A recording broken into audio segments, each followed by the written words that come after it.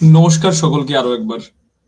আশা করি আপনারা সকলে ভালো আছেন এবং যে সমস্ত মাধ্যমিকের ছাত্রছাত্রীরা যারা এখন এই বছর 2025-এ যারা পরীক্ষা দেবে, তারা তোমরা এই মুহূর্তে খুব ভালো করে প্রিপারেশন নিচ্ছ।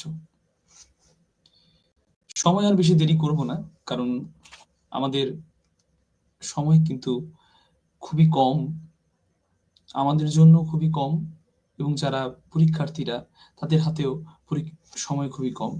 কারণ আসন্ন 10 তারিখেই শুরু হচ্ছে মাধ্যমিকের পরীক্ষা, এবং এই পরীক্ষার মধ্যে আজকের যে বিষয়ে আমরা আলোচনা করছি, অর্থাৎ আজকে আলোচনা করব আমরা ইতিহাস, এবং ইতিহাস পরীক্ষাটি হচ্ছে 17ই ফেব্রুয়ারি।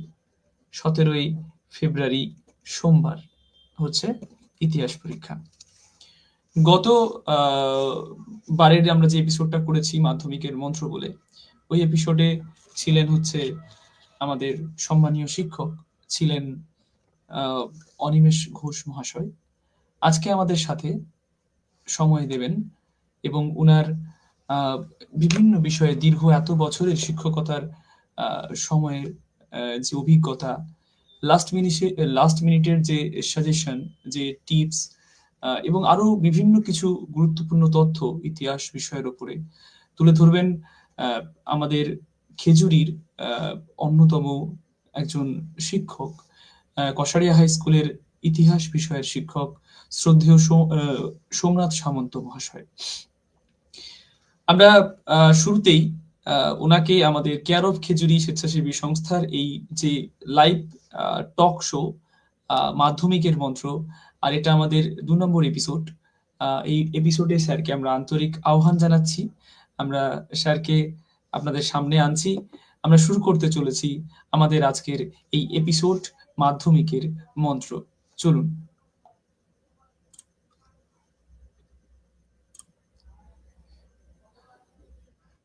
নমস্কার স্যার।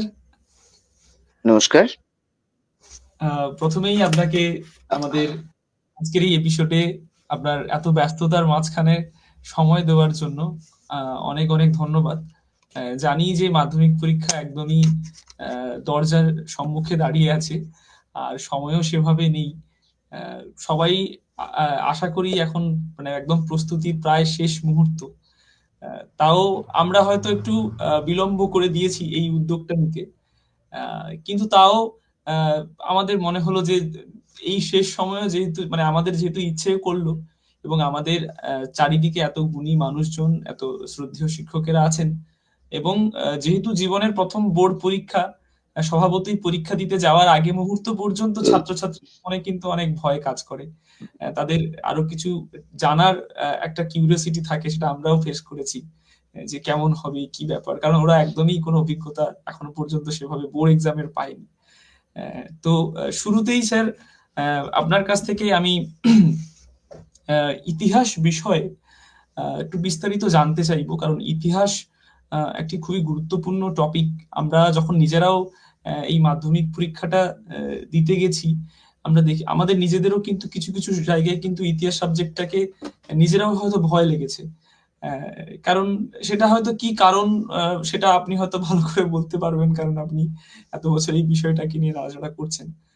আপনার কাছ থেকে শুরুতেই জানতে চাইবো স্যার যে উম, মাধ্যমিকের ছাত্রছাত্রীদের কাছে আপনি ইতিহাস শিক্ষক হিসেবে আহ, এই 2025 মাধ্যমিকে আপনি ইতিহাস বিষয় নিয়ে ওরা কিরকম প্রিপারেশন নিয়েছে, বা কিভাবে প্রস্তুতিটাকে শেষ মিনিটে একটু চোখ বুলিয়ে নেবে, বা আপনার যে মার্কস ডিভিশন, সবকিছু নিয়ে আপনি সংক্ষেপে যদি আগে একটু বিষয় সম্পর্কে ওদের ধারণাটা দেন। আহ, শুভ সন্ধ্যা সকলকে। ধন্যবাদ আজকের এই টক শো এর সঞ্চালক ভাতৃপ্রতিম শুভ্রজিৎকে। প্রথম কথা, আহ, শুভ্রজিৎ একটু আগেই বলল যে মাধ্যমিক পরীক্ষা আসন্ন, আর মাঝে 4টে দিন।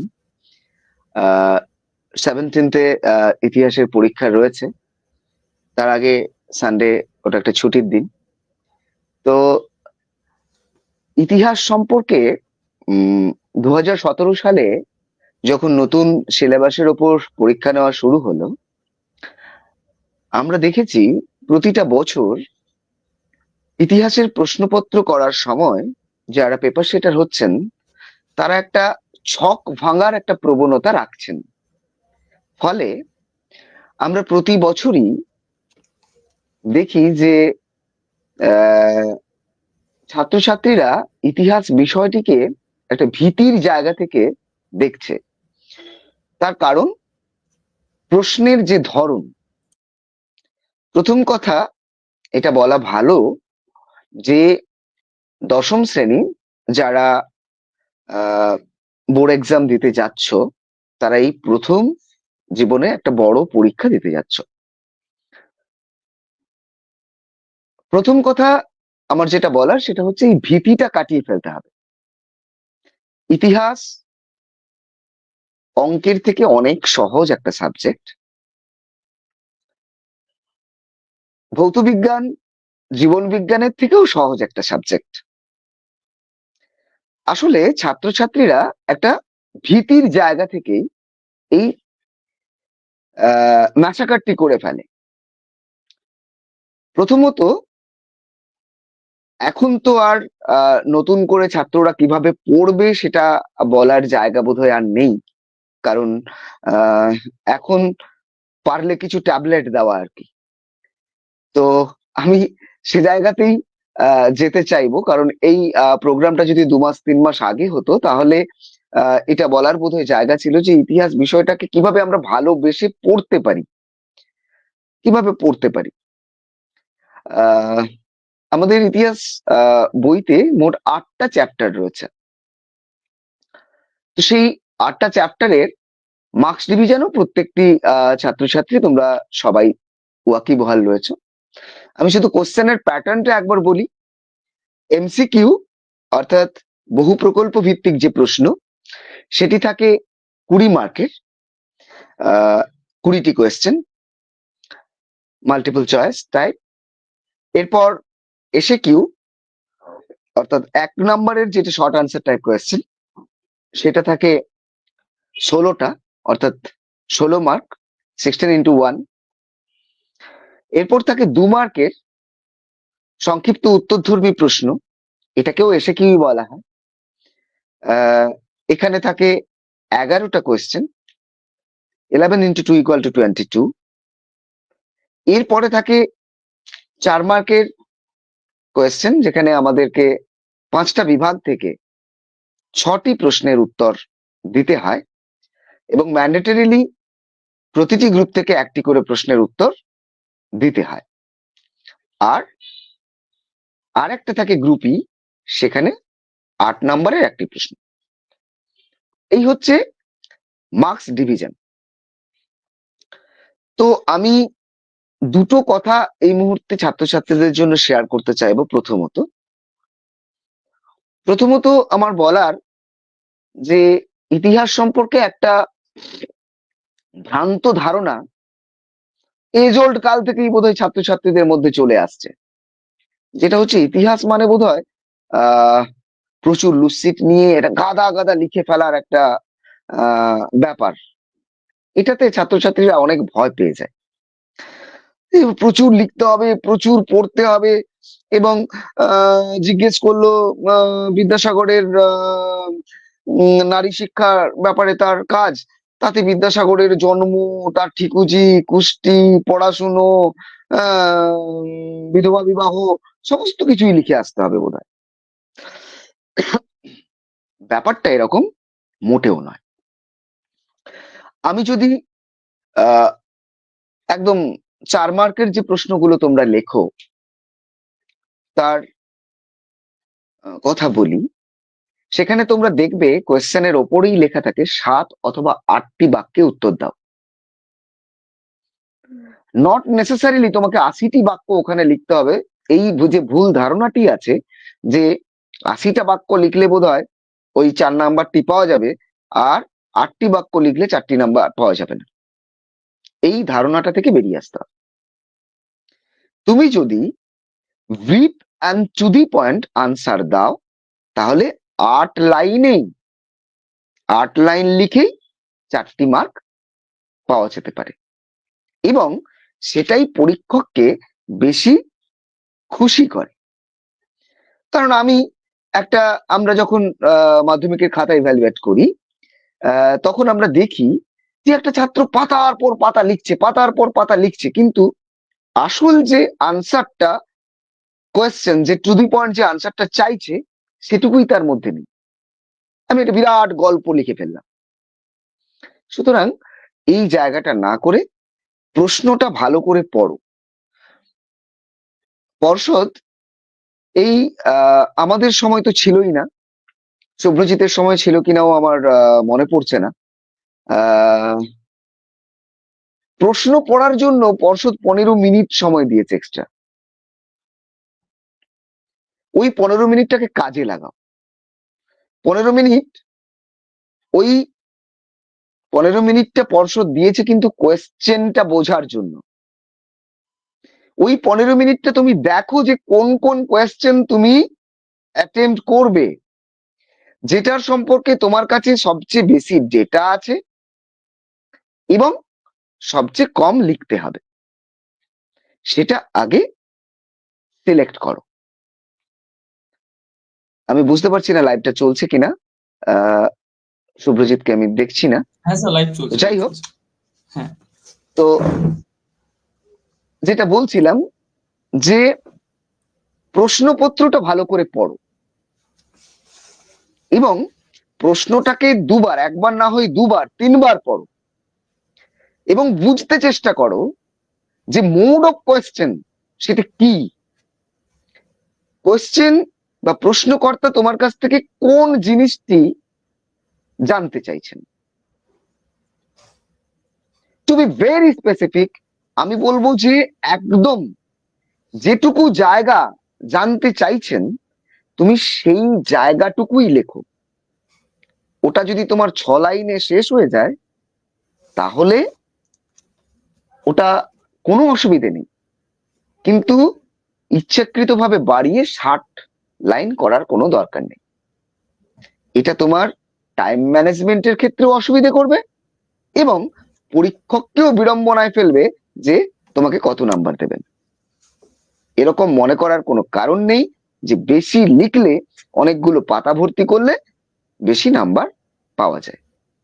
আগে একটা প্রবাদ ছিল যে ইতিহাসে পাতা গুনে নাম্বার দেওয়া হয়, ইতিহাসে খাতা ওজন করে কেউ কেউ নাম্বার দেন। এখন এইসব ব্যাপারগুলো মিথ, এগুলো এখন নেই। আমরা যারা খাতা দেখি, আমাদের কাছে পর্ষদের দেওয়া কিছু পয়েন্টস থাকে, আমরা দেখি মানে স্যার যে এই মানে স্যার ডেটা এইটা বা হ্যাঁ, মানে স্যার এইটা হচ্ছে, মানে আপনি যেটা বলছেন শুধু মানে সংক্ষিপ্ত বা অতি সংক্ষিপ্ত প্রশ্নের ক্ষেত্রেও নয়। যেগুলো 8 নম্বরের প্রশ্ন আছে, যেগুলোতে 15-16 লাইনের ভেতরে উত্তর লিখতে হয়, ওটাকে 15-16 লাইনের ভেতরে লেখাটাই চেষ্টা করাটা ভালো। একদম একদম একদম একদম একদম খুব মানে সবসময় ওখানে লেখা থাকে না। যদি কোনো প্রশ্ন এরকম থাকে যে মহাবিদ্রোহ সম্পর্কে একটা বা সাঁওতাল বিদ্রোহ সম্পর্কে একটি প্রবন্ধ রচনা করো, এখন আর এই ধরনের প্রশ্ন আসে না। আচ্ছা। প্রশ্ন আসে কিরকম, মানে আমি তো অনেকদিন দেখিনি যে এরকম প্রশ্ন এসছে যে মহাবিদ্রোহের কারণ সম্পর্কে একটি নাতি দীর্ঘ প্রবন্ধ রচনা করো। এরকম প্রশ্ন সেই অনেক কাল আগে আসতো, এখন আর আসে না। এখন আছে কি, মহাবিদ্রোহ আহ সম্পর্কে বাঙালি শিক্ষিত মধ্যবিত্ত সম্প্রদায়ের মানসিকতা কেমন ছিল, একদম পয়েন্টে ঢোকো। শুধু এটুকু ইনপুট দাও যে 1857 সালের বিদ্রোহকে মহাবিদ্রোহ বলা হয়। এবার তুমি ঢুকে যাও যে এই বিদ্রোহ এই এই শহরে, এর ব্যক্তিটা বলো যে এই শহরে এটা ছড়িয়ে পড়েছিল এবং বাংলায় যেহেতু এটা শুরু হয়েছিল, সেহেতু তৎকালীন 1857 সাল মানে বুঝতে পারছো যে বাংলা মানে কলকাতাই হচ্ছে ব্রিটিশ সাম্রাজ্যের, তখন ব্রিটিশ ভারতের রাজধানী শহর। হুম। সুতরাং কলকাতার যে মধ্যবিত্ত সমাজ, যারা শিক্ষিত সমাজ, তারা মহাবিদ্রোহকে নিয়ে কি ভাবছেন, তারা কেন এটাকে সাপোর্ট করছেন না, তাদের কোথায় সমস্যা হচ্ছে, তাদের কোন কোন জায়গাগুলোতে সেই মধ্যবিত্ত সম্প্রদায় কেন মহাবিদ্রোহটাকে সাপোর্ট করতে পারছেন না, এই জায়গাটা লেখো। তোমাকে দেওয়া হলো নবজাগরণের, বাংলার নবজাগরণের সীমাবদ্ধতা লেখো। তুমি রামমোহন, বিদ্যাসাগর, ডিরোজিও, ব্রাহ্ম সমাজ সম্পর্কে 5 পাতা লিখে ফেললে। খাতা দেখলে যিনি পরীক্ষক তিনি তোমাকে 0 দেবেন। কেন? না তুমি সীমাবদ্ধতাটুকু লেখোই। যে নবজাগরণ বলতে আমরা যেটা বুঝি, আমরা যদি সেই অর্থে ইটালির রেনেসাঁকে বুঝি, আমি এই কম্প্যারিজনে 2 লাইন লিখতে পারি যে ইটালির রেনেসাঁকে সত্যি সত্যি কেন রেনেসাঁ বলা হয়, বাংলা রেনেসাঁ কেন রেনেসাঁ না। কারণ এটা ছিল পুরোপুরি কলকাতা কেন্দ্রিক, শহুরে মধ্যবিত্ত এবং উচ্চবিত্ত কেন্দ্রিক একটা আন্দোলন। আমাকে এই পয়েন্টটাকে ইলাবোরেট কর, এই সীমাবদ্ধতা গুলোকে দেখা। এটা 6 লাইন হোক, 8 লাইন হোক, 10 লাইন হোক, এটাতেই তুমি 4 পাবে। আর ওই যে আগের 4 পাতা 6 পাতা লিখলে, তাতে আমাদের কাছে ইনস্ট্রাকশন থাকে যে বাম ধারে একটা করে মার্জিন বরাবর একটা করে লাল দাগ টেনে দিতে, যে তুমি ইররেলেভেন্ট কোশ্চেনের আনসার লিখছো। ইররেলেভেন্ট আনসার, এখানে কোনো রেলেভেন্সি নেই, এই কোশ্চেনটার আনসার সম্পর্কে তুমি এটা লিখছো না।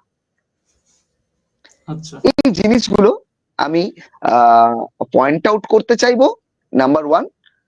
আর লেখার সময় পরিষ্কার অক্ষরে ফাঁকা ফাঁকা করে লিখবে, জড়িয়ে লিখবে না। অনেক সময় আমরা খাতা দেখতে গিয়ে একটা, এক্ষেত্রে পরীক্ষকের মনোবৃত্তিও তোমাদের মাথায় রাখতে হবে। আমি যেহেতু একজন পরীক্ষক, আমাকে যখন একটা সার্টেন টাইমের মধ্যে 200, 250, 300 খাতা দেখতে হয়, তখন একটা ব্যাড হ্যান্ডরাইটিং এর খাতা যখন আমার কাছে অনেকটা টাইম টেকিং হয়ে যায়, সেটা আমার বিরক্তি উৎপাদন করে। যদিও আমার বিরক্তি কিংবা আমার ভালো লাগা খাতার নাম মার্কিং সিস্টেমের ওপর কোনো এফেক্ট ফেলে না, তা সত্ত্বেও একজন স্টুডেন্টের সেটা সবসময় লক্ষ্য রাখা উচিত যে আমি যেন কোনোভাবে পরীক্ষকের বিরক্তির কারণ না হয়ে উঠি আমার লেখার মধ্য দিয়ে।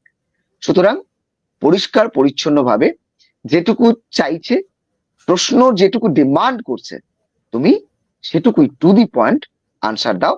আমি এটা বারবার করে বলার চেষ্টা করলাম। আর পরীক্ষা হলে ঢুকলেই আমাদের মধ্যে আছে না, আমরা এমন একটা মানসিকতা নিয়ে পরীক্ষা কেন্দ্রে ঢুকি, বা বিভিন্ন স্কুলে বা যারা পড়ান ইতিহাস, আহ এমন একটা ভয় দেখিয়ে ফেলি আমরা ছাত্রছাত্রীদের যে ইতিহাস বোধহয় বাঘ সিংহের মতো কিছু খেয়ে ফেলবে। তা কিন্তু নয়। অনায়াসে তোমরা যদি ওই রবিবারটুকু, আমি শুধু বলবো শনিবার পরীক্ষা দিয়ে আসার পর স্যাটারডে অ্যান্ড সানডে, এই 2টো দিন যদি তোমরা ইতিহাসটুকু ভালো করে পড়ো, 60% নাম্বার তুমি অনায়াসে ক্যারি করতে পারো, অনায়াসে। এবং সেই পড়াটা একটু ট্যাকটিক্যালি পড়তে হবে। কিরকম ট্যাকটিক্যালি? না, আমরা যদি 10 বছরের পিআইকিউটা একটু প্রিভিয়াস ইয়ার কোয়েশ্চেন আনসারে যদি আমরা একটু ঘেঁটে দেখি, তাহলে দেখবো যে আমাদের কাছে কোন কোন চ্যাপ্টার গুলো ভীষণ ইম্পর্টেন্ট।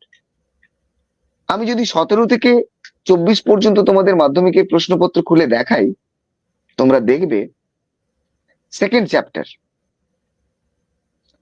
চ্যাপ্টার থেকে প্রতি বছর একটি করে 8 নম্বরের প্রশ্ন সেখানে সিলেক্ট হয়েছে, এসছে।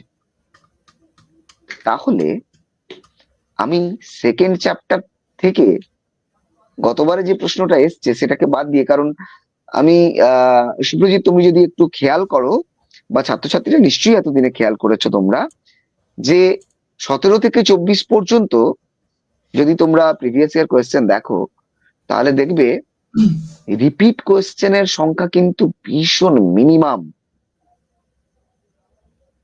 রিপিট কোয়েশ্চেন হচ্ছে না। অনেকের ইতিহাস সম্পর্কে অনেকের আরো একটা মিথ আছে যে ও এটা 25 সালে পরীক্ষা দিচ্ছি, তাহলে 23 সালের 24 কোয়েশ্চেন থেকে মোটামুটি 40, হ্যাঁ 24 সালটা বাদ দিয়ে দেবো, 23 সালের থেকে মোটামুটি 40-50% কমন পেয়ে যাবো। এটা হবে না। মানে স্যার এইরকম মিথও তো এটা আছে যে ধরুন 24 সালে যেগুলো পড়ে গেছে সেটাকে আমরা বাদ দিয়ে 25 সালে পড়বো, মানে এটা পড়ার সময়ই বলছে যে স্যার এটা তো 24 তারিখ, হ্যাঁ, 24 সালে পড়ে গেছে, এটা তাহলে বাদ দিয়ে দিই, এরকম একটা এটা ব্যাপার বাদ তো। দিয়ে দিই, তো এটা বাদ এটা দিয়ে কি, দিই, এটা এটা আপনি কেমন চোখে দেখছেন যে ওটা কি এরকম কিছু অ্যাকচুয়ালি ব্যাপার থাকে নাকি রিপিট হয়? না, আমি তোমাকে বলছি পরপর 2 বছর 23-24-এ 2 বছর বিবেকানন্দ থেকে কোয়েশ্চেন এসছে, আচ্ছা। পরপর 2 বছর এসছে। সো এরকম এই মিথ গুলো ভেঙে ফেলতে হবে ইতিহাস সম্পর্কে। ছাত্রছাত্রীদের কাছে একটা বেশ মজার ব্যাপার হচ্ছে একদম প্রথম চ্যাপ্টারেই, ক্লাস 10-এর যে প্রথম চ্যাপ্টার, হুম। সেখানেই ইতিহাসের ধারণা বলে একটা চ্যাপ্টার আছে ওটা, এবং হুম। সেখানেই বলা হয়েছে যে ইতিহাস সম্পর্কে ধারণা বদলাচ্ছে, হুম। নতুন সামাজিক ইতিহাস উঠে আসছে। আগের সেই হুম। রাজা রাজরাদের সন্ধি যুদ্ধ এগুলো থেকে বেরিয়ে ইতিহাস খেলার কথা ভাবছে, চিকিৎসার কথা ভাবছে, পোশাক পরিচ্ছদের ইতিহাস তৈরি হচ্ছে, পরিবেশের ইতিহাস তৈরি হচ্ছে। আমি বলবো ছাত্রছাত্রীদের তোমরাও ইতিহাস সম্পর্কে ধারণাটা একটু বদলে ফেলো, হুম। যে এই ধারণায় চললে ইতিহাসটা পড়া হয়ে উঠবে না ঠিক করে। আর আর বিশেষ বোধহয় কিছু এই ব্যাপারে এই মুহূর্তে আর কিছু টিপস দেওয়ার নেই। তবে আমি স্যার ম্যাপ যারা পয়েন্টিংটা পরীক্ষা দিতে একটুখানি যায়, জানতে চাইবো। ম্যাপ পয়েন্টিংটা, কারণ এখানে তো একদম একটা 4 নম্বরের ম্যাপ পয়েন্টিং পড়ে, টু একদম পয়েন্ট একদম ফোর এর একদম থাকে। তো সেখানে আমরা দেখি যে মানে ভূগোল বইটা, মানে ভূগোল সাবজেক্টে যেমন যতটা ছাত্রছাত্রীরা ম্যাপ পয়েন্টিং নিয়ে একটু গুরুত্ব দেয়, যে মানে ওই ভূগোল পরীক্ষায় ওইটুকু ম্যাপের জন্য কিন্তু যথেষ্ট লোকে ডেডিকেশন দেয়। আর সেখানে মানে মাধ্যমিকের কাছে, মানে যেহেতু বোর্ডের এক্সাম, একটা 1 নাম্বারও অনেক গুরুত্বপূর্ণ ওদের জন্য। তো সেখানে এখানে প্রায় 4 নম্বরের ম্যাপ থাকে। কিন্তু আমার মানে আমরাও তো স্যার, আমি দীর্ঘদিন যেহেতু টিউশন পড়াচ্ছি, সেখানে এই অভিজ্ঞতাটা দেখি যে ইতিহাসের উপরে ম্যাপ পয়েন্টিংটা ছেলেটা ছেলেটা উদাসীন, মানে অতটা এফোর্ট দেয় না। তো সেই জায়গাটা নিয়ে আপনি যদি কিছু বলেন যে ম্যাপ পয়েন্টিংটার ব্যাপার বা উম, কিভাবে, কোন ইতিহাসে দিকগুলো। ইতিহাসে ম্যাপ ইতিহাসের ম্যাপ পয়েন্টিং একটা অত্যন্ত গুরুত্বপূর্ণ ব্যাপার এই কারণে, প্রথমত হচ্ছে ইতিহাস দাঁড়িয়ে থাকে যে দুটো ডাইমেনশনের উপর, সেটা হচ্ছে একটা টাইম অ্যান্ড একটা space. So space is very important আমি বলবো। আর আর স্পেস মানেই তো স্থান, স্থান স্থানকাল নিরপেক্ষভাবে কোনো ইতিহাস রচিত হতে পারে না। সুতরাং আমরা যারা ইতিহাস পড়াই বা আমরা যারা ইতিহাস পড়ি, তাদের কাছে আহ ম্যাপ জানাটা অত্যন্ত জরুরি। কিন্তু একটা সমস্যাও আছে শুভ্রজিৎ, সেটা হচ্ছে ইতিহাসের যে আমরা টেক্সট বুক গুলো পড়াই, আহ সেই টেক্সট বইতে ম্যাপ ভীষণ অপ্রতুল। হুম। আর তবে এক্ষেত্রে কয়েকটা ট্যাবলেট আছে আর কি, যে ট্যাবলেট গুলো আচ্ছা। যদি ছাত্রছাত্রীরা একটু ইউজ করে, আহ, যে মানে স্যার এই আমরা 25 সালের জেনারেলি যদি, জন্য আপনি কিছু বলতে পারেন, মানে যদি কিছু হ্যাঁ আপনার কিছু হ্যাঁ ধরো, সাজেস্টিভ থাকে যেগুলো ধরুন হ্যাঁ ওরা ধরো, ওরা প্র্যাকটিস আহ, করবে। ধরো যেরকম যেরকম আমরা দেখি যে প্রতি বছর উম একটা করে পুনর্গঠিত রাজ্যের পয়েন্ট করতে দেওয়া হয়।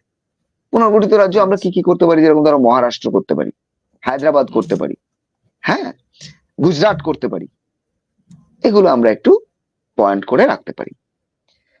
ধরো একটা বিদ্রোহের কেন্দ্র বা এলাকা, এটা দেখবে প্রতি বছর আসে, এইগুলো হুম। কিন্তু একটা কমন ক্রাইটেরিয়া আমি বলছি।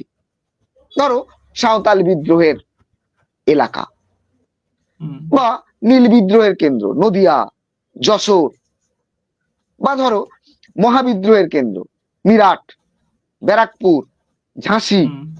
হুম। এই জাতীয় জিনিসগুলো প্রতি বছর দেখবে এইগুলো একটু ঘুরে ফিরে আসতে থাকে। ধরো দেশীয় রাজ্য আজাদ কাশ্মীর, হুম। জুনাগড়, কুন্ডা বিদ্রোহের এলাকা, ছোটনাগপুর, এই জাতীয় যে জিনিসগুলো, এগুলো কিন্তু বারবার বারবার করে পরীক্ষায় আসে। সুতরাং এই জিনিসগুলো আমি ছাত্রছাত্রীদের একবার প্র্যাকটিস করে যাওয়ার কথা বলবো, কারণ এখানে কিন্তু 4 মার্ক কেটে নেওয়ার মতো কেউ নেই। মানে এইটা যদি গোটা 20-25-এ করে রাখা যায়, আমার মনে হয় 4 মার্কটা একদম সলিড সিকিওর হয়ে যায়। আচ্ছা। এবার আরেক আরেকটা জিনিস আমি প্রসঙ্গত একটু আলোচনা করতে চাইবো। ধরো আমরা যে 2 মার্কের এসএকিউর কথা বলি, ঠিক আছে, হুম। 2 মার্কের এসএকিউ আমাদের অনেকের ধারণা আছে যে এই ওটা যে তো স্যার মনে জায়গাটা, হয় দুই মানে 11টি করতে হবে, 22 নম্বর থাকে, তাই তো? 11টা করতে হবে, 11টা করতে হবে, 22 নাম্বার থাকে, অল্টারনেটিভস থাকে। হুম। তাহলে আমি ধরো কেমন করে লিখবো? আমি লিখবো কিন্তু ছোট। আমি গত কয়েকদিন আগে আমাকে একজন ছাত্রী, সে কোথাও একটা মক টেস্ট দিয়ে তার একটা কপি পাঠিয়েছিল, তার পেপার আর কপি আমাকে পাঠিয়েছিল। আমি দেখলাম ছাত্রীটি 2 মার্কের প্রশ্নের জন্য 1 পাতা করে বরাদ্দ করেছে, এবং 2 মার্কের প্রশ্নেই সে পয়েন্ট করছে, আচ্ছা। পয়েন্ট করে করে লিখছে। আমি তাকে লিখেছি, বাবা 3 ঘন্টায় এই পরীক্ষা শেষ হবে না, তোমার 6 ঘন্টা লেগে যাবে। তার কারণ এতটা লেখার একজন মাধ্যমিকের ছাত্রের যে স্পিড, সেই স্পিড এত বেশি হয় না যে, হ্যাঁ এটা যদি একটা অনার্স ক্লাসের স্টুডেন্ট বা মাস্টার্স ক্লাসের স্টুডেন্ট করতো তাহলে আমি বুঝতাম, হ্যাঁ হতে পারে, পসিবল। কিন্তু এটা মাধ্যমিকের ছাত্রের পক্ষে পসিবল না। আমরা কিভাবে ছোট ছোট প্রশ্নে উত্তর লিখবো, অথচ উত্তর লিখবো ছোট, কম্প্যাক্ট এবং ধরো তোমাকে কেউ প্রশ্ন এলো, ডিরোজিও স্মরণীয় কেন? আমার আমি লিখে ফেলতে পারি যে ডিরোজিও হলেন ইয়ং বেঙ্গল দলের নেতা, হিন্দু কলেজের অধ্যাপক। আমি ভুল লিখলাম না।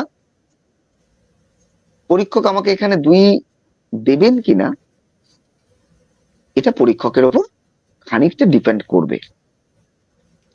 যদিও আমাদের যে ইনস্ট্রাকশন শিট থাকে সেখানে দেওয়া থাকে যে কতগুলো পয়েন্ট এবং তার কি কি ওয়েটেজ। ধরো আমি এটাকে কিভাবে লিখবো, আমি একটু আনসারটা বলি। যদি কেউ ছাত্রছাত্রী শুনছো তাহলে তোমরা একটু বুঝতে হ্যাঁ স্যার, পারবে। ধরো অনেকেই আমি দেখছে। লিখলাম আমি লিখলাম যুক্তিবাদী ও মানবতাবাদী ডিরোজিও ছিলেন ইয়ং বেঙ্গল দলের নেতা ও একাডেমিক অ্যাসোসিয়েশনের প্রতিষ্ঠাতা। এই কথাটা কিন্তু কেউ লিখবে না। বুঝতে পেরেছো? তাহলে আমি এইখানে একটা ইনপুট দিলাম এবং এক্সামিনারকে আমি এটা বোঝালাম যে আমি ডিরোজিও সম্পর্কে অনেকটা জানি। এখানে প্রশ্নটি ছোট বলে আমি পুরোটা লিখছি না, এটা বুঝিয়ে দেওয়া গেল যে একাডেমিক অ্যাসোসিয়েশনের প্রতিষ্ঠাতা। তারপরে কি লিখবো? পরের একটা লাইন লিখবো, তরুণ হিন্দু কলেজের এই তরুণ অধ্যাপক তার ছাত্রদের মধ্যে যুক্তিবাদের প্রসার ঘটিয়ে সামাজিক কুসংস্কার ও রক্ষণশীলতার মূলে আঘাত এনে বাংলায় নবজাগরণের পথ প্রশস্ত করেছিলেন। হয়ে গেল 2 মার্ক। আমি দুটো সেন্টেন্সে 2 মার্কের একটা প্রশ্নের উত্তর বললাম। তুমি দেখো ডিরোজিও সম্পর্কে একটা কম্প্যাক্ট ধারণা এই আনসারটা থেকে তৈরি হচ্ছে। হুম। আমি এই কম্প্যাক্টনেসের কথাটা বলার চেষ্টা করছি, যে একটা আনসার আমি কিভাবে কম্প্যাক্টলি দিতে পারি। কম লিখবো কিন্তু কম্প্যাক্ট, যেটা বহুল হবে, মানে একটা যতটা দু বেশি সম্ভব নম্বরের আমি কোয়েশ্চেনের ইনপুট জন্য, দেবো। হ্যাঁ মানে এটা 2 নম্বরের কোয়েশ্চেনের জন্য স্যার, হ্যাঁ মানে হার্ডলি 3 থেকে 4 লাইন লেখা যেতে পারে, তাই তো? না, আরো কম? হ্যাঁ হ্যাঁ হ্যাঁ হ্যাঁ, এর বেশি না। এখানে অনেক ধরনের প্রশ্ন থাকে। ধরো আমি ওটা বললাম ডিরোজিও স্মরণীয় কেন, প্রশ্ন আসতে পারে ইলবার্ট বিল কি। আমি হুম। গাদা লিখবো না, গাদা লিখবো না, কি লিখবো না, কতগুলো ছোট ছোট ইনপুট দেবো। উদারপন্থী শাসক ছিলেন লর্ড রিপন, হুম। তার আইন সচিব ছিলেন কোটনি পি ইলবার্ট। পুরো নাম লেখার দরকার নেই। ইলবার্টের ইলবার্ট ভারতীয় বিচার ব্যবস্থার বৈষম্য দূরীকরণের উদ্দেশ্যে একটা বিল পেশ করেন। এরপরে দেখো অধিকাংশ ছাত্র এটা লেখে যে আহ ইলবার্ট ভারতীয় বিচারকদের ইংরেজদের বিচার করার অধিকার দিয়ে যে বিল পেশ করেন তাই ইলবার্ট বিল নামে পরিচিত। ছাত্রটি কোথাও ভুল লেখেনি, হুম। কোথাও ভুল লেখেনি। আমি তাকে 2-এর জায়গায় 1.5 দেবো। আচ্ছা। কিন্তু বাকি হাফ মার্ক আমি বাঁচিয়ে রাখবো ওই ছাত্রটার জন্য, যে ছাত্রটা লিখবে যে 1873 সালের ফৌজদারি আইন খারিজ করে তিনি 1883 খ্রিস্টাব্দে ভারতীয় বিচারকদের শ্বেতাঙ্গদের বিচার করার যে অধিকার দিয়ে যে বিল আনেন সেটি ইলবালপিড নামে পরিচিত। হুম, দেখো কতগুলো ইনপুট আমি দিচ্ছি। হ্যাঁ, 1873 ইনফরমেটিভ। আট একদম আমি আমি চাইবো যে একটা আনসার তার মধ্যে বেশ কিছু ইনপুট থাকুক, যে input will Impress the examiner, এবং এই ইমপ্রেশনটা কিন্তু কাজ করে। আমরা যারা খাতা দেখি আমাদের কাছে এই ইমপ্রেশনটা কিন্তু ম্যাটারও করে এবং কাজ করে। সেটা কি করে সেটা আমি একজন এক্সামিনার হওয়ার জন্য আমি এটা ডিসক্লোজ করব না, বাট এটা করে, আমি এটা জানি এটা করে। আবার ধরো এমনও তো প্রশ্ন আসতে পারে যে অমুক জিনিসটি প্রতিষ্ঠার কারণ কি, এরকম প্রশ্ন আসে। ধরো প্রশ্ন এলো এআইটিইউসি প্রতিষ্ঠার কারণ কি বা উদ্দেশ্য কি, তাহলে আমি সেখানে কি লিখবো? প্রতিষ্ঠার উদ্দেশ্য আমি লিখতে পারি যে শ্রমিকদের দাবি দাবা আদায় করার জন্য এই প্রতিষ্ঠানটা গড়ে উঠেছিল, এই ভারতীয় জাতীয় আন্দোলনকে জোরদার করার জন্য গড়ে উঠেছিল। ছাত্রটি ভুল লিখলো না, কিন্তু আমি চাইবো আর একটু বেশি ইনফরমেশন। না, এটা কে কবে কোথায় প্রতিষ্ঠা করেন আমি প্রথম লাইনে লিখবো যে লালা লাজপত রায় 1920 সালে মুম্বাইতে এটা প্রতিষ্ঠা করেন। এর প্রথম উদ্দেশ্য ছিল সারা ভারতবর্ষে বহু জায়গায় যে শ্রমিক সংগঠনগুলো গড়ে উঠেছে তাদের মধ্যে একটা যোগসূত্র স্থাপন করা, এবং দ্বিতীয় শ্রমিকদের দাবি দাবা আদায়ের মধ্য দিয়ে জাতীয় আন্দোলনকে সক্রিয় করে তোলা। অনেকগুলো ইনপুট আমি দিয়ে ফেললাম, এটা ইমপ্রেস করবে একজন পরীক্ষক। এটুকু আমার বলার দু মার্কের প্রশ্নের জন্য। 4 মার্কের প্রশ্নের ক্ষেত্রে হ্যাঁ বল। আচ্ছা, বলছি যে ধরুন কোয়েশ্চেনে তো আপনার হচ্ছে শুরুতে সম্ভবত আপনার কত নাম্বার থাকে? শুরুতে হচ্ছে আপনার 22 নাম্বার একটা শর্ট কোশ্চেন থাকে। হ্যাঁ, 22 নাম্বার শর্ট কোশ্চেন থাকবে। 20 নাম্বার না 20 নাম্বার। হ্যাঁ আচ্ছা, মানে এমসিকিউ 20 নাম্বার। হ্যাঁ এমসিকিউ 20 নাম্বার, এসএকিউ 1 মার্কের 16 নাম্বার।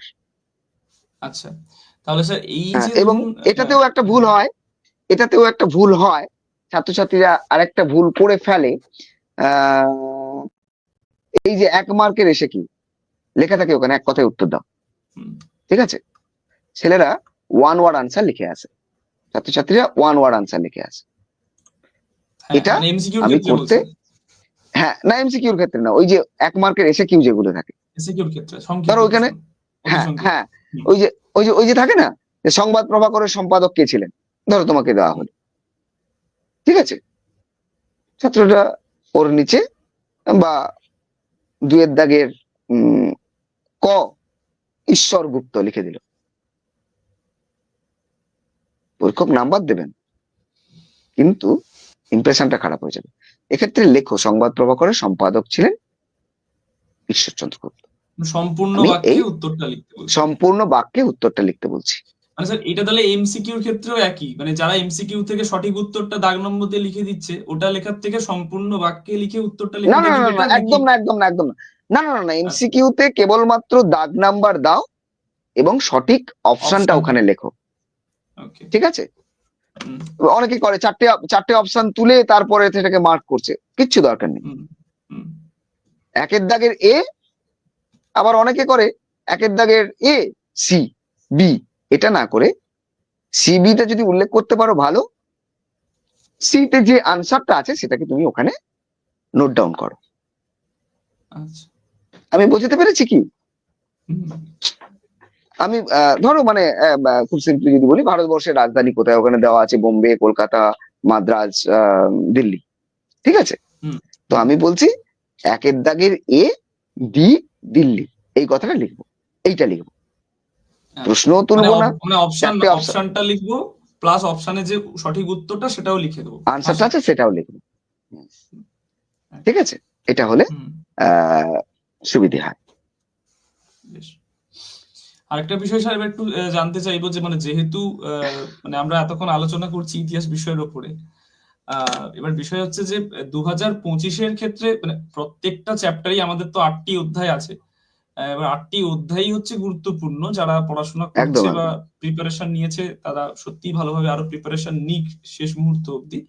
হ্যাঁ, আমি একটু জানতে চাইবো যে ধরুন যারা এখনো পর্যন্ত এই যে আপনি বলছেন বা আমিও শুরুতে আপনাকে বললাম যে একটা অ্যাংজাইটি কাজ করছে বা অনেকে ভয় পাচ্ছে বা এতগুলো সাবজেক্টের মাঝখানে তারা এখনো ভাবছে যে কোনটা ছেড়ে কোনটা পড়বো, কতটা পড়বো। হ্যাঁ, তো তাদের জন্য স্যার আপনি মানে কি টিপস দেবেন যে 2025-এর মানে মাধ্যমিককে লক্ষ্য করে কোন অধ্যায়গুলোর উপরে আপনি শুরুতেই বললেন যে দ্বিতীয় অধ্যায় সম্ভবত ওই সংস্কার বলে যে অধ্যায়টাই আছে, আমি ভুলে গেছি পুরো হ্যাঁ নামটা। হ্যাঁ। সংস্কার ও সংস্কার পর্যালোচনা বা বৈশিষ্ট্য কিছু। হ্যাঁ, হ্যাঁ, বৈশিষ্ট্য পর্যালোচনা, হ্যাঁ। তো এই অধ্যায়টা গুরুত্বপূর্ণ বললেন। সেই একইভাবে একটু জানতে চাইবো আপনার কাছ থেকে একটু সাজেস্টিভ ভাবে যে কোন আহ, অধ্যায়গুলো একটু গুরুত্বপূর্ণ বা কোন প্রথম প্রশ্নগুলো একটু প্রথম গুরুত্বপূর্ণ। প্রথম কথা বলি যে আমি প্রথমেই যেটা বলেছি যে প্রশ্ন হচ্ছে ছক ভেঙে। সুতরাং আহ, যদি কেউ দাবি করে থাকে আমার সাজেশন 100% মিলিয়ে দেব, 90% হ্যাঁ, মিলিয়ে দেব, ওটাও হতে পারে না। হ্যাঁ, তো এটি সম্পর্কে আমি সহমত নই এবং আমার কোনো ধারণা নেই। তবুও ছাত্রছাত্রীদের উদ্দেশ্যে, আমরাও যখন স্কুলে পড়াই তখন ছাত্রছাত্রীরা বলে স্যার একটু সাজেস্টিভ বলুন। হুম। আমি জানি না অন্যান্য সাবজেক্টে বোধহয় এই কথাটা আসে না, ইতিহাস বললে এটাও একটা মিথ, ইতিহাসে সাজেশন হুম, লেগে যায়। সাজেশন লাগে। হ্যাঁ, সাজেশন লেগে যায়। তো এই মিথ গুলো ভাঙতে হবে আস্তে আস্তে, যে সাজেশন বলে কিছু হয় না। তবে আমি বলবো 8 মার্কের প্রশ্নের জন্য ছাত্রছাত্রীরা বেশ কয়েকটা প্রশ্ন তোমরা যদি একটু উম ভালো করে দেখে যাও, আমার মনে হয় তোমরা হতাশ হবে না। সম্ভাবনাটা। হ্যাঁ, সম্ভাবনা তো প্রবাবিলিটির ব্যাপার, আমার মনে হয়েছে হ্যাঁ, প্রবাবিলিটি হ্যাঁ, বেশি। এবং এটাও হতে পারে আমি যে 5টা 6টা বলবো তার বাইরেই 3টে কোশ্চেন আসবে। হ্যাঁ, এই হ্যাঁ, পসিবিলিটি আমি অবভিয়াসলি। একদমই একদম উড়িয়ে দিচ্ছি না। হুম। হ্যাঁ, আহ, এবছরের জন্য যেগুলো মোটামুটি আমার মনে হয়েছে সাজেস্টিভ, সেটা হচ্ছে রবি ঠাকুরের শান্তিনিকেতন ভাবনা, 8 মার্কের জন্য বলছি, বা ওই মানব প্রকৃতি ও শিক্ষার সমন্বয়ে রবীন্দ্রনাথের শিক্ষা চিন্তা, এটা আমার বেশ ইম্পর্টেন্ট মনে হয়েছে। আমার বেশ ইম্পর্টেন্ট মনে হয়েছে মহাবিদ্রোহের প্রকৃতি।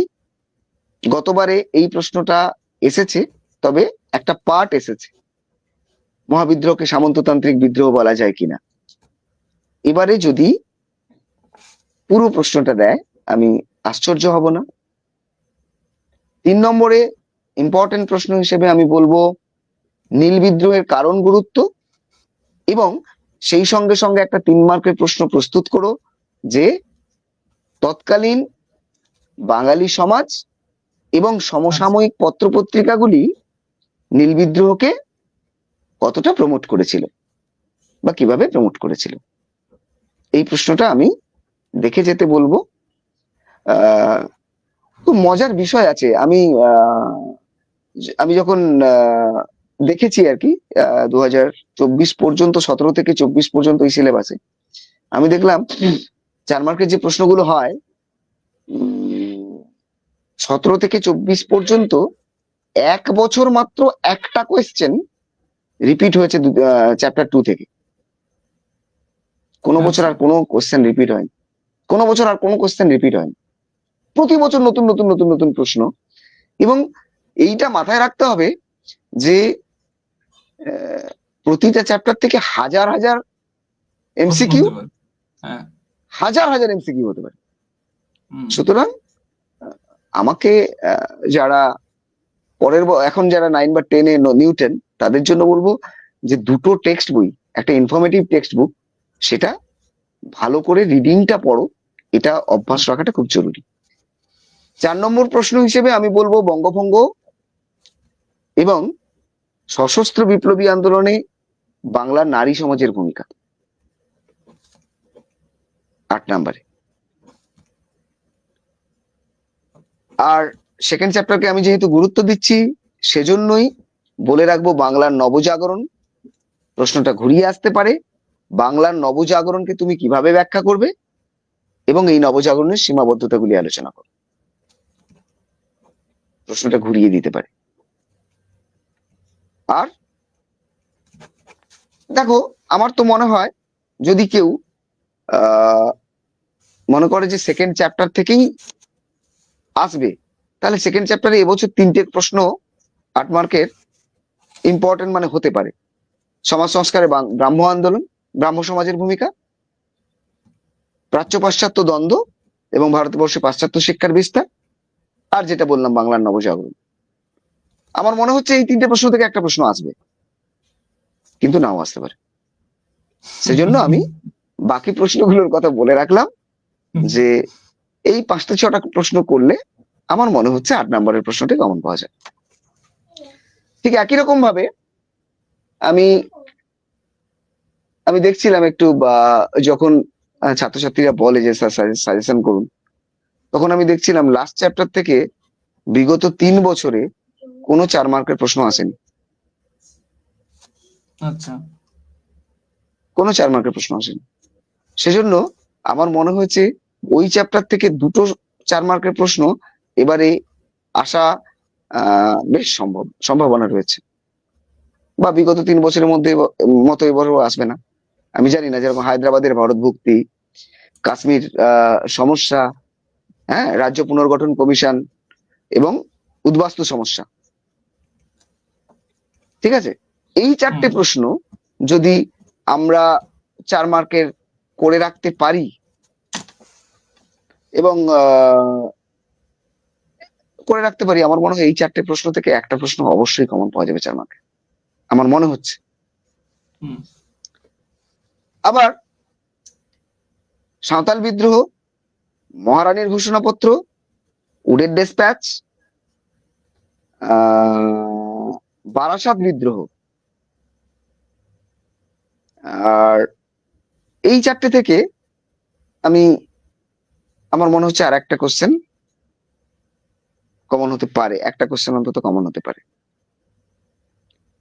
ছাপাখানার সঙ্গে শিক্ষা বিস্তার, উপেন্দ্র কিশোরের ভূমিকা ছাপাখানার বিস্তারে।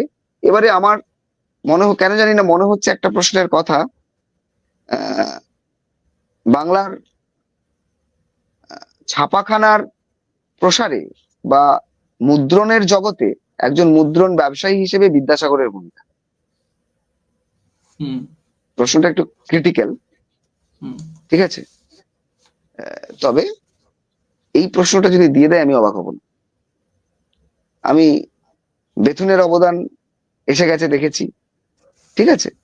তাহলে, এবং কোনো প্রশ্ন রিপিট হয়নি।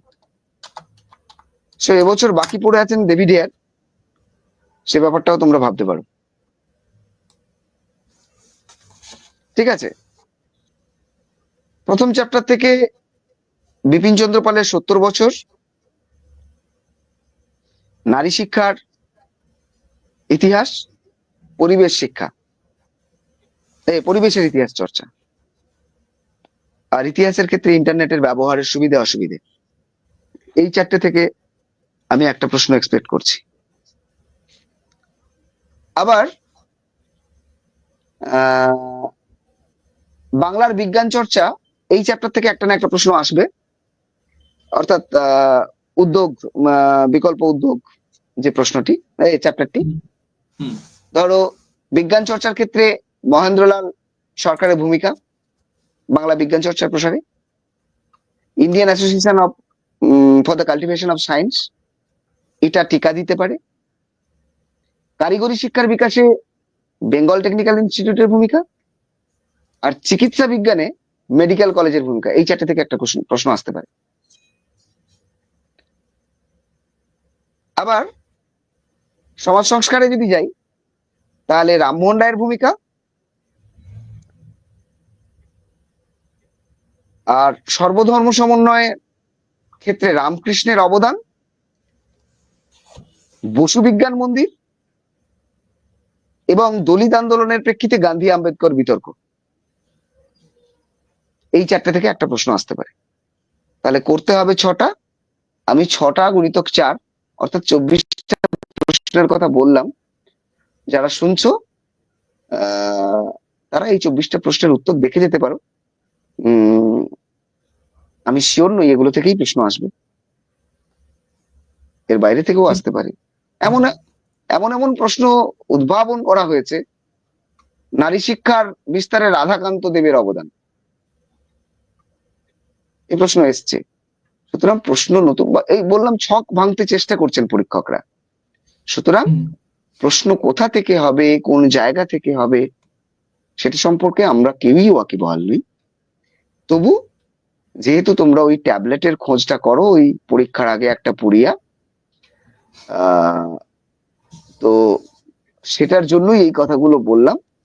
আহ আমি এখনো বলবো যে তোমরা চ্যাপ্টার ওয়াইজ ধরে ধরে অন্তত ডেটাগুলো দেখে যেও। আর আর একটা কথা, ইতিহাসের ছাত্রছাত্রী যারা তোমরা পরীক্ষা দেবে, তোমাদের ক্ষেত্রে আর একটা কথা বলার, সেটা হচ্ছে একদম মুখস্থ করে গিয়ে সেটাকে খাতাতে নামিয়ে না দিয়ে একটু নিজস্বতা বজায় রেখো, নিজের ভাষায় লেখার চেষ্টা করো। এটা তোমার লেখার মানকে বাড়িয়ে দেবে এবং তোমাকে বেশি নাম্বার ক্যারি করতে সহায়তা করবে। স্যার, এখানে আরেকটা ছোট জিনিস জিজ্ঞেস করব যে যেহেতু এখন তো টেস্ট পেপার আমরা মানে প্রত্যেক ছাত্রছাত্রী এখন পেয়ে গেছে, টেস্ট পেপার থেকে কম বেশি প্র্যাকটিস করছে, এবং বর্তমানে যে টেস্ট পেপারটা দেওয়া হয় ওখানে কিন্তু শর্ট কোয়েশ্চেনের এমসিকিউ সম্ভবত অ্যান্সারও দেওয়া থাকে দেখলাম। হ্যাঁ, তো সেখানে যেহেতু শর্ট কোয়েশ্চেন একটা খুবই ইম্পর্টেন্ট রোল প্লে করে মাধ্যমিক পরীক্ষার জন্য, বিশেষ করে ইতিহাসের জন্য, একদম তো একদম। সেখানে কি আপনি এটা বলবেন যে ধরুন মানে বাচ্চারা যারা পরীক্ষা দিতে যাবে, ওরা টেস্ট পেপারটাও যদি ভালো করে একটু প্র্যাকটিস করে যায়, 5টা 10টা চ্যাপ্টার আপাতত, মানে আমি ওই রেসপেক্টে বলছি, ওটা কি ওদের শর্ট কোয়েশ্চেনের জন্য একদম উপকারী হতে একদম পারে? একদম একদম একদম একদম আসলে আমি প্রথমেই বললাম যে প্রতিটা চ্যাপ্টার থেকে হাজার হাজার এমসিকিউ হতে পারে। হুম হ্যাঁ, তো ইতিহাস সাবজেক্টটাকে এমন জায়গায়, এমন সিলেবাসটি তৈরি হয়েছে, প্রতিটা চ্যাপ্টার থেকে হাজার হাজার কোয়েশ্চেন হতে পারে। এবং আহ, কোনো টেক্সট বই সাফিসিয়েন্ট নয়। কোনো একটা টেক্সট বুক আমি পড়েছি মানে সব শর্ট কোশ্চেনের আনসার আমি পেয়ে যাবো ওখান থেকে, এটা হবে না। হুম সো যেহেতু আপনি বললেন যে সাবজেক্টটা ট্রেন্ড ধরে চলছে না এখন, হ্যাঁ, তাই তো? হুম এবং সুতরাং টেস্ট পেপার এবং এখন তো বিভিন্ন জায়গায়, আর তো সে সুযোগ নেই, বিভিন্ন জায়গায় মক টেস্টের সুযোগ হয়েছে। হুম এই সমস্ত জায়গায় পরীক্ষাগুলো দিলে আহ, এই যে ধরো আমি যদি 10টা মক টেস্ট দিই বা 10টা পেজ করি টেস্ট পেপারের, তাহলে অনেক ধরনের এমসিকিউর সঙ্গে আমার পরিচিতিটা বাড়তে থাকে। হুম তো এই পরিচিতিটা কিন্তু কাজে দেয় পরীক্ষার সময়। তো যতটা বেশি সম্ভব এমসিকিউ যদি প্র্যাকটিস করে থাকো, সেটা তোমাদের ক্ষেত্রে অত্যন্ত সহায়ক হবে।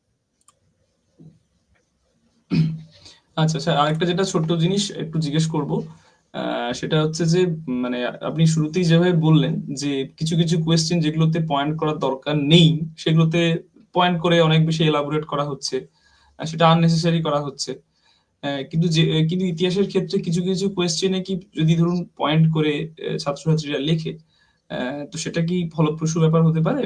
যেমন বিশেষ করে যেটা আমাদের 4 নম্বরের কোয়েশ্চেন গুলো আছে কিংবা 8 নম্বরের কোয়েশ্চেনটা আছে, ওটা কিভাবে লিখবে? ওটা কোনো পয়েন্ট করে লেখার অহেতুক পয়েন্ট, অহেতুক, আমি পয়েন্ট দেওয়ার পক্ষপাতী যদি সেই পয়েন্ট অহেতুক পয়েন্ট না হয়। আচ্ছা। অর্থাৎ আমি যেটা একটা কথাতেই লেখা যেত সেটাকে আমি 3টে পয়েন্ট করলাম। আমি মনে করলাম যে পরীক্ষক ওখানে পয়েন্টটা গুনে গুনে নাম্বার দিয়ে দেবেন।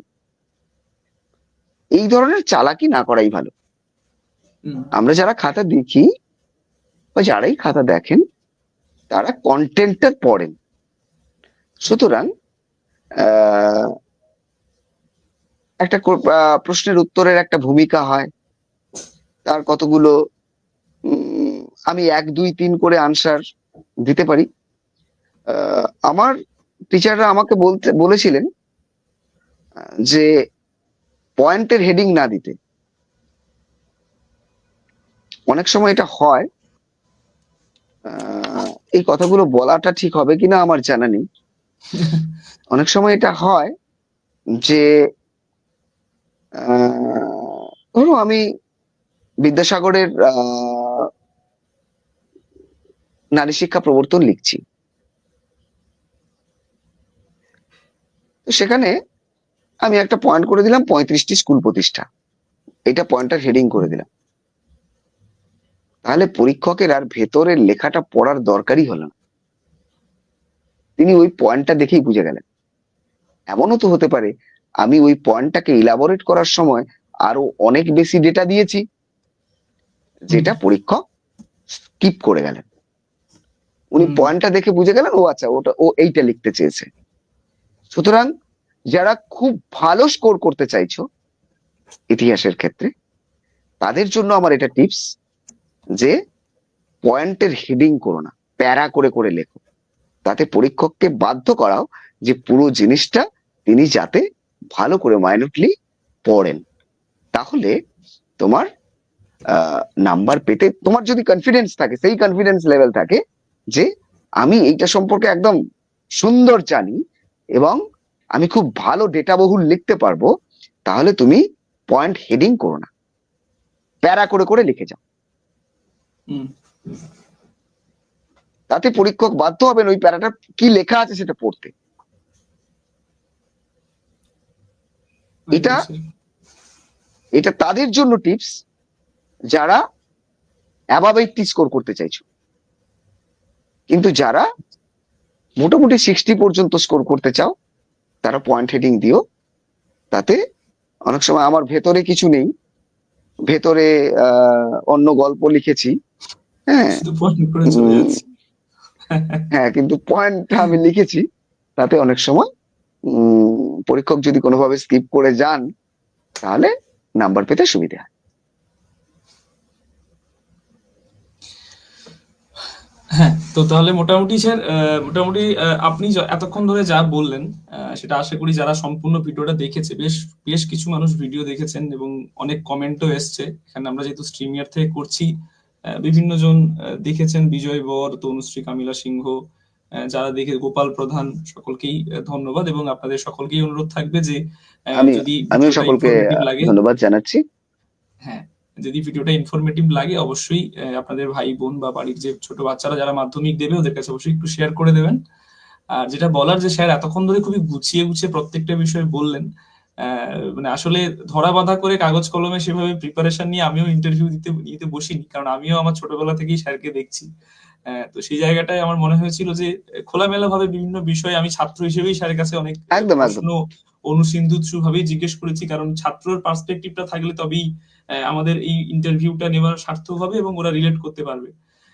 তো সেই জায়গা থেকে স্যার একদম শুরু থেকে টাইম ম্যানেজমেন্ট বা শুরুর 15 মিনিট যেভাবে সময় মাথা ঠান্ডা রেখে কোশ্চেন পড়া থেকে শুরু করে ইতিহাসের বিভিন্ন যে বিবর্তন হচ্ছে, প্রশ্নের ডায়াগ্রাম, বিভিন্ন কিছু নিয়ে আলোচনা করলেন, মার্কস ডিভিশন আলোচনা করলেন।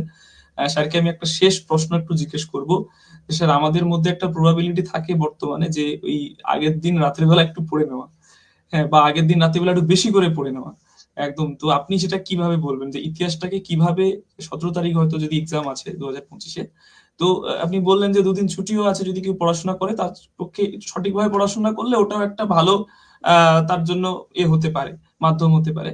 তো সেই জায়গাটা আপনি লাস্ট মিনিট এবং পরীক্ষার আগে প্রিপারেশনটা কেমন ভাবে সংক্ষেপে তার পক্ষে নেওয়া ভালো, এবং এটা বোধ ভালো স্টুডেন্ট এবং মিডিয়াম স্টুডেন্ট সবার জন্যই, আপনি একটু আলাদা করে ছোট্ট করে যদি একটু বলেন। একটা মজার কথা বলতে ইচ্ছে করছে। আমরা যখন নরেন্দ্রপুর রামকৃষ্ণ মিশনে পড়তাম, তখন এক্সামের ঠিক আগের দিন আমরা দেখতাম কিছু ছেলে, আমাদের ছাদ ক্রিকেট খেলা হতো, ছাদে ক্রিকেট খেলতাম আমরা, তো ছাদ ক্রিকেট খেলছে। তো আমরা বলতাম যে ছাদ ক্রিকেট দু ধরনের ছেলেরা খেলে, এক যাদের সব হয়ে গেছে আর নতুন করে কিছু করতে হবে না, আর একদল খেলে যাদের কোনো কিছুই আর হওয়ার নয়। তো আমি তো আমরা এটা মজা করেই বলতাম, আমি মজা করেই কথাটার অবতারণা করলাম। সো পরীক্ষার আগের দিন স্ট্রেস ফ্রি থাকা ভীষণ জরুরি। কনফিডেন্সটা বিল্ড করো সবাই। এবং আমি যেটা প্রথমেই বললাম যে স্টেজ ফ্রাইট যেটা, সেই ফ্রাইটটাকে কাটিয়ে ফেলো। এই যে মিথ ইতিহাস মানেই কঠিন প্রশ্ন হবে, ইতিহাস পরীক্ষা দিয়ে বেরিয়ে একটু চোখ ছলছল করতে হবে। এই যে 17 থেকে 24 পর্যন্ত এই যে মিথটা তৈরি হয়েছে, এটাকে ভেঙে দাও। একটু জাস্ট অ্যাটিটিউড নিয়ে পরীক্ষা দাও, আহ, যে আমি যেটা লিখছি শুধু সেইটুকু মাথায় রেখো যে আমি টু দি পয়েন্ট লিখছি, আমি যেটুকু জানি সেটুকু দিচ্ছি, সেটুকু ইনপুট দিচ্ছি। গল্প লিখো না, হম, প্রশ্নের উত্তরে গল্প লিখো না, এটা পরীক্ষকের বিরক্তি উৎপাদন করে। এটুকুই বলা। পরীক্ষার আগের দিন হালকা খাবার খেও, খুব সুন্দর গুছিয়ে যেও, দুদিকে মার্জিন দিও, সুন্দর পরিষ্কার পরিচ্ছন্ন করে লেখো, স্ট্রেস ফ্রি থাকবে, কোনোভাবেই চাপ নেওয়ার কোনো প্রয়োজনীয়তা নেই। আহ, এবং আমি আশাবাদী যে আহ, ছাত্রছাত্রীরা ভালো পরীক্ষা দেবে। আহ ইতিহাস পরীক্ষা আশা করি ক্রমে এই মিথটা ভেঙে যাবে যে ইতিহাস অতটা কঠিন কিছু নয়। এটা অন্যান্য অনেক সাবজেক্টের থেকে আম, এটা কি বলে, এটা অ্যাস্ট্রোফিজিক্স তো নয় রে বাবা, এর থেকে অনেক সহজ ব্যাপার।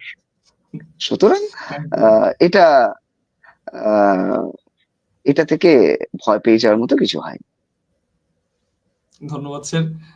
আমরাও অবশ্যই চাইবো আমাদের কেয়ার অফ সকলকে কেজিবি এবং শুভ্রজিতের, আমি শুভ্রজিৎ আমার তরফ থেকেও, স্যারের তরফ থেকে স্যারও চাইবেন যে তোমাদের শুধু ইতিহাস পরীক্ষা নয়, প্রত্যেকটা পরীক্ষা, তোমাদের আসন্ন পরীক্ষা খুব ভালো হোক, তোমাদের ভবিষ্যৎ খুব ভালো হোক, এবং তোমাদের পরীক্ষার পুরো প্রিপারেশন তোমরা ঠান্ডা হবে অনেক ভালোভাবেই তোমাদের সামনের বোর্ড এক্সামটাকে ক্র্যাক করো। তো সকলকে অনেক ধন্যবাদ থাকবে। যাওয়ার আগে একটা কথা বলি স্যার, আমাদের আগের এপিসোডেও আমরা যেটা করেছিলাম, আমরা একটা সাবজেক্টিভ কুইজ করি, যেখানে হচ্ছে 10টি কোয়েশ্চিন থাকে, যেটা আপনারা যারা আসেন গেস্ট হিসেবে আপনারা প্রোভাইড করেন, সেটা আমরা কমেন্ট সেকশনে দিয়ে দিই, এবং আমরা একটা নির্দিষ্ট টাইম দিই যে পরের দিন, মানে আজকে যেহেতু হচ্ছে অনেকটা রাতই হয়ে গেছে, আমরা আগের দিন অবধি টাইম দেব, অর্থাৎ আগের দিন রাত 10টা অবধি টাইম থাকবে। ওই 10টি একদম সংক্ষিপ্ত কোয়েশ্চিনের ইতিহাস বিষয়ের উপরই স্যার কোয়েশ্চিন দেবেন। আমরা পিন করার পরে আপনারা পরের দিনের মধ্যে ওই উত্তরটা আমাদের ওইখানে কন্ট্যাক্ট নাম্বার দেওয়া থাকবে, সেখানে অবশ্যই পাঠাবেন। আর ভূগোল পরীক্ষা, ভূগোল এপিসোডটাতে যারা উত্তর দিয়েছেন, দুজন উত্তর দিয়েছিলেন টাইমে, দীপক হাজরা এবং সায়ন পুরকাইত, দুজনকে অসংখ্য ধন্যবাদ। এবং তোমাদের পরীক্ষা খুব ভালো হোক, প্রিপারেশন খুবই ভালো আশা করছি তোমাদের। আর তোমাদের জন্য একটা শুভেচ্ছা বার্তা এবং একটা প্রাইজের ব্যবস্থা থাকবে, যেটা স্পন্সর করছে স্মৃতি বুক স্টল কলাগাছি। তো সকলকে আবারও একবার ধন্যবাদ জানাই স্যার। মোটামুটি স্যার তাহলে লাইভটা এখানে শেষ করছি। আর হ্যাঁ, লাইভটা শেষ করো। আমিও সবাইকে বলছি বেস্ট অফ লাক, খুব ভালো করে পরীক্ষা দাও, আহ ভালো হবে। হ্যাঁ, আমার তো একদম মনে হয় পরীক্ষা ভালো হবে সবার। ধন্যবাদ একদম সকলকে। শুভরাত্রি। প্রশ্নগুলো কি আমাকে পাঠিয়ে দিতে হবে হ্যাঁ স্যার, আপনি আমাকে রিটিন দেবেন, ফরম্যাটে? আমি, হ্যাঁ যদি রিটিন ওকে, ফর্মে থাকে স্যার ওকে, খুব ভালো হয়, আমি প্রোভাইড করে দেবো। Thank you sir. Okay, okay.